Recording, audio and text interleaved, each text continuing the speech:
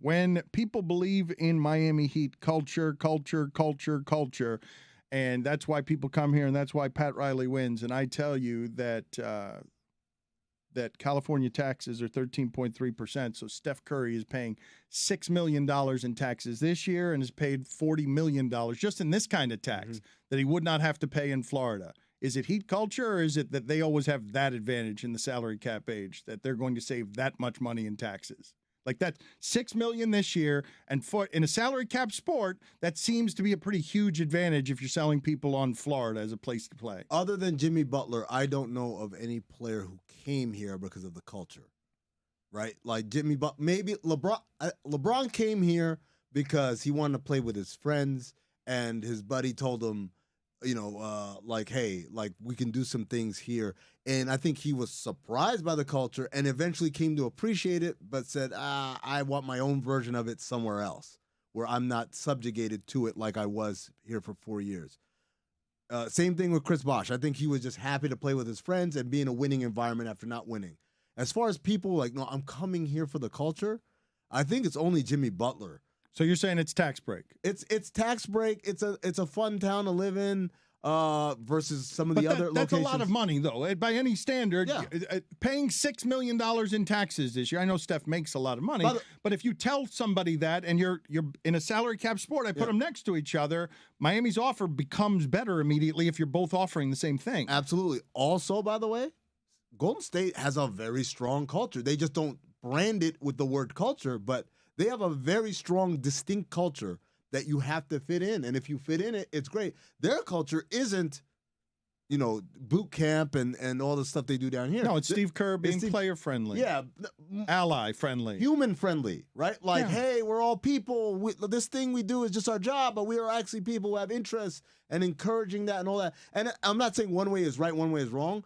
It's just different approaches, but they're doing the same thing. No, I would say they're doing the same thing as they're doing here. It's just a different kind. I wouldn't say one way is wrong and one way is right. I would say one way comes from Pat Riley's era of caveman basketball, and the other one comes from Steve Kerr's era where he learned the things, having his dad shot at war, that basketball, even when you play with Michael Jordan, is a silly thing on the side, and holy shit, America's falling apart. I guess I'm going to have to be a basketball coach who was a general manager and a coach, and I'm going to speak on all these political issues because we're all human beings here, and sports are supposed to be a platform for larger societal shit. But at the same time, a lot of Steve's philosophies are informed by who he played for. Yes, he played with Michael Jordan. There was no nonsense and all that stuff. But he played for Phil Jackson, who lit incense in the locker room and gave people books to read that had nothing to do with sports, to try to help visualize who they were as people. He played for Greg Popovich, who cares about societal issues and cares about those things. So even though I would say both Chicago and they were pretty strict. San Antonio was pretty strict. No, but it's fair to say it is fair. Those cultures are closer to Pat Riley in terms of some of the regulation and strictness than they are to what Steve Kerr has. He's just taking the best of all the world. It's fair to say, I think, that Steve Kerr, because he had the same job. We're going to talk to Derek Fisher here at some point about getting a job or an opportunity where you have an experience. You have no experience, and the contract is 5 years, $25 million. I think they both signed it at the same time. They could have made their choices. Yes. And they got the same exact amount. Yep. Stan Van Gundy didn't take that job because I want to work with ownership in Detroit. I don't trust these Golden State people. No. Stan got the double role. That's what it was. Stan wanted, say on the personnel, and the Warriors said, no, it's just a head coaching job. And that's why Stan went to Detroit.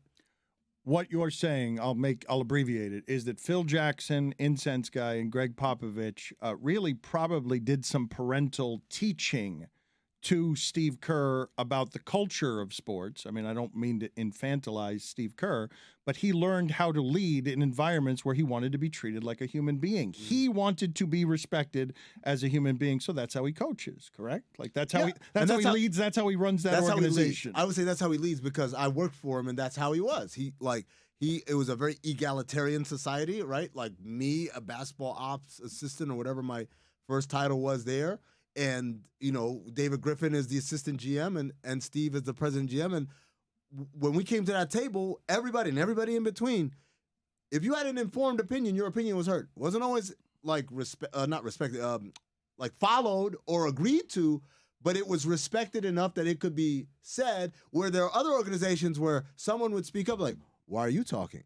Much like many podcasts, the people on the other side of the glass, they chime in once a show maybe. Whereas here, we're all right with our producers scaring off the new talent and basically laughing at him until he's upset. All right. Culture. I don't know how to lead. I don't know how Did to... he put that on us? I don't know how to create a culture. And that is a sound, for those who don't know, because it has been a sound that we've used a long time around here, but it was in mothballs. That is actually something we used to play when anyone was long-winded. That's the reason that sound is in the library. Get off my plane. And Amin just hijacked the whole show. And Chris Cody, executive producer Chris Cody. I'm standing up on that. Hey, I'm man, standing you ovation. did. Yeoman's Standing work. ovation. Yeah. Excellent job. Actually, Dan, you forgot to plug Dominique's podcast earlier. Look at that you work do he Well, is. it's a competitor. He's a competitor, though. yes, I mean, The Dominique Foxworth podcast. Oh. Check it out. It's a great show. It's not Fox and Friends. We should have done it earlier, yes, but I mean, okay, we should have done it earlier. Also, Yeah, there what you the go. fuck Yeah, am I yeah. going to do about Samson? Oh, okay. back to this shit. I got to lead. Yeah, I got to lead. Good night, everyone. Yeah, see ya. All right, there you Okay, go. great, Bye-bye. great.